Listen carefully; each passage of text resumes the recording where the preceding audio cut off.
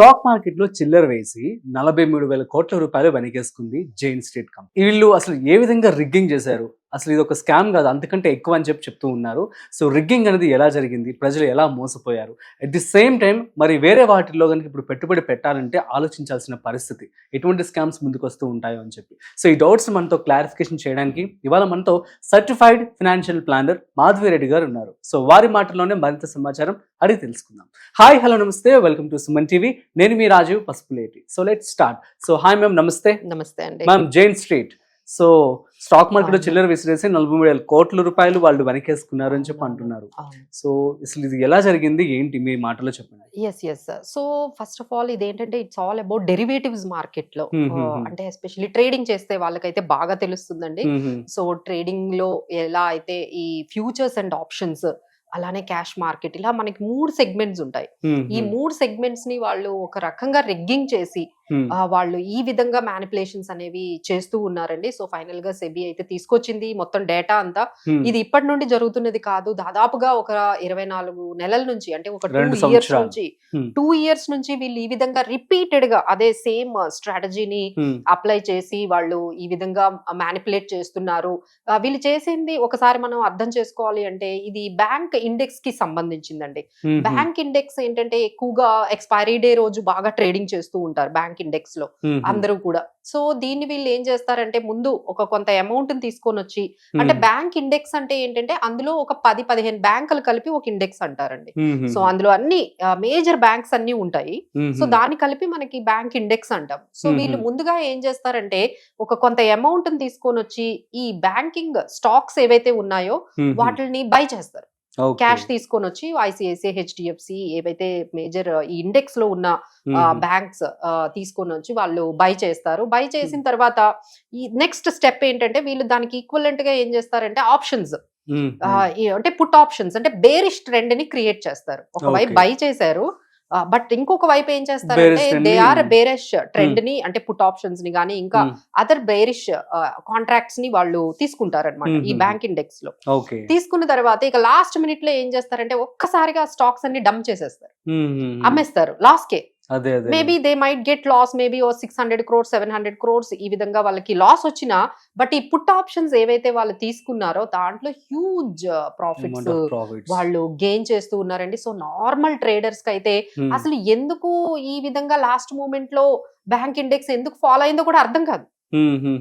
అసలు ఒక్కసారిగా ఏంటంటే పెరుగుతుంది, వీళ్ళు ఇలా పెరుగుతూ ఉంటుంది, స్టాక్స్ బై చేస్తూ ఉంటారు. సో ఓకే బై అవుతుంది కదా అని అందరూ ఎంటర్ అవుతూ ఉంటారు. ఒక్కసారి వీళ్ళు స్టాక్స్ డంప్ చేస్తారు. డంప్ చేయగానే ఇండెక్స్ కూడా మరి అంతకు తగ్గట్టుగా అది పడిపోతుంది అనమాట. సో ఇమీడియట్ గా వాళ్ళు ఇక్కడ ఆల్రెడీ పుట్ ఆప్షన్స్ తీసుకొని ఉన్నారు కాబట్టి, బేరిష్ ఆప్షన్స్ తీసుకొని ఉన్నారు కాబట్టి వాళ్ళు ప్రాఫిట్స్ అనేవి చేసుకుంటూ ఉన్నారండి. సో ఈ విధంగా చాలా సార్లు ఈ రిపీటెడ్ గా చేస్తూ ఉన్నారు. సో ఇది ఆల్మోస్ట్ మీరు చెప్పినట్టుగా ఒక 36,000 crores, అంటే వాళ్ళ లాసెస్ పోగా వాళ్ళకి 36,000 crores వరకు ప్రాఫిట్ వచ్చింది. సో సెబీ ఇదంతా గమనించిందండి, గమనించి వాళ్ళని బార్ చేసింది, వాళ్ళని ఈ మార్కెట్స్ లోకి ఎంటర్, అంటే వాళ్ళకి సంబంధించిన కొన్ని ఎంటిటీస్ ఇండియాలో. సో ఇదేంటంటే this Jane Street is actually US trading firm. అవును, ఆల్ ఓవర్ వరల్డ్ లో కూడా వీళ్ళు ఇలా ట్రేడింగ్ ఆప్షన్స్ ని ఇలా తీసుకోవడము ఇవన్నీ కూడా జరుగుతూ ఉంటుంది. But India is a very biggest markets for the derivatives entire world లో.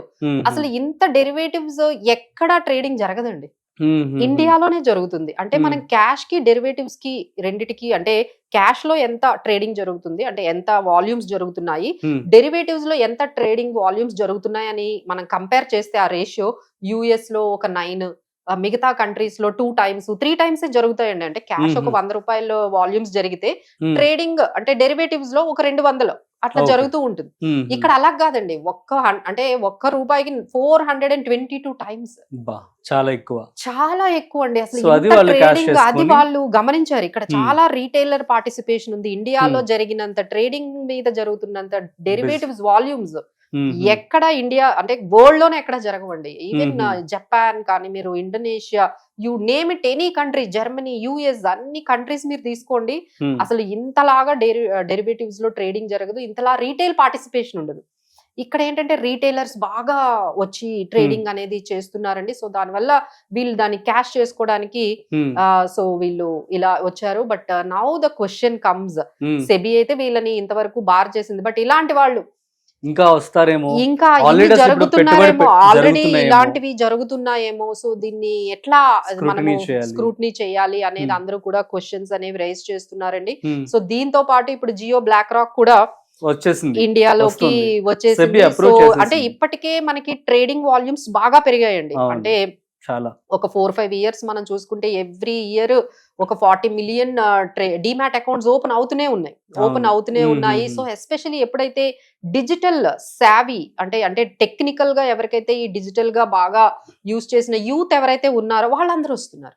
అవును. సో దట్ ఈస్ వెరీ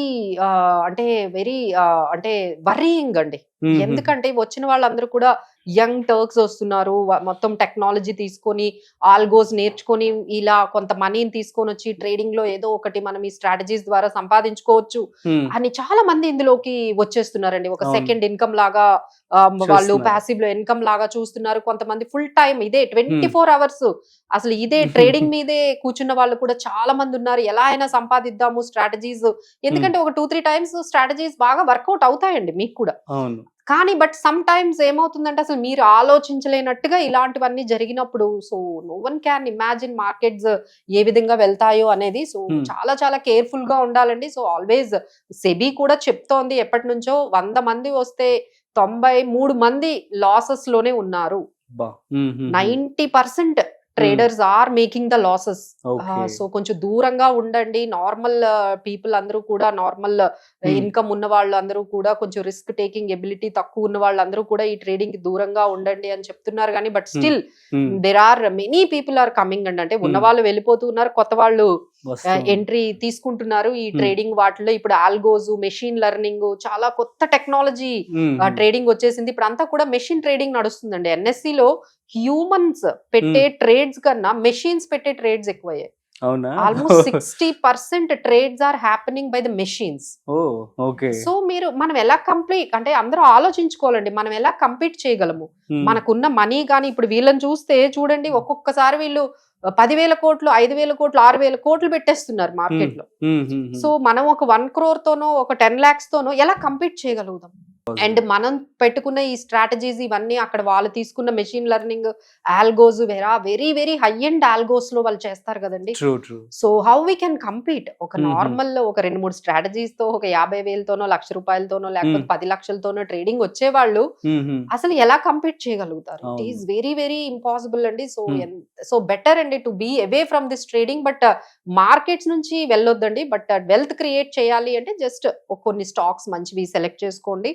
మీరు అలా మెయింటైన్ చేయండి. ఫండమెంటల్లీ స్ట్రాంగ్ గా ఉన్న స్టాక్స్ తీసుకోండి, మెయింటైన్ చేయండి. మీరు ఈ రోజు మార్కెట్ లో అప్స్ అండ్ డౌన్స్ చూసుకోకుండా ఒక లాంగ్ టర్మ్ వ్యూ తో గానీ మీరు ఆ స్టాక్స్ ని హోల్డ్ చేసినట్లయితే డెఫినెట్లీ వెల్త్ క్రియేట్ చేస్తారు. So don't get in to this trap of trading. ఇప్పుడు జియో బ్లాక్ రాక్ కూడా వచ్చారు. ఇప్పుడు వాళ్ళు నెట్వర్క్ లోకి వచ్చారు, మొబైల్ నెట్వర్క్. ఇప్పుడు వాళ్ళ ఉద్దేశం ఏంటంటే ఇప్పుడైతే యాక్టివ్ గా 5 crore డిమాట్ హోల్డర్స్ అయితే బాగా ట్రేడ్ చేస్తున్నారండి. మనకి 17 crore వరకు డిమాట్ అకౌంట్స్ ఉన్నాయి, బట్ అందులో యాక్టివ్ గా 5 crores ఉన్నారు.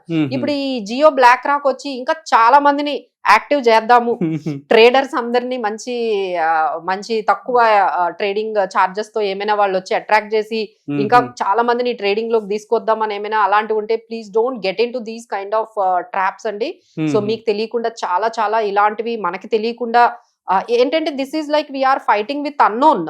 అసలు దేంతో మనము కంపీట్ అవుతున్నాం కూడా తెలియకుండా సిచ్యువేషన్స్ లో ఉన్నారు.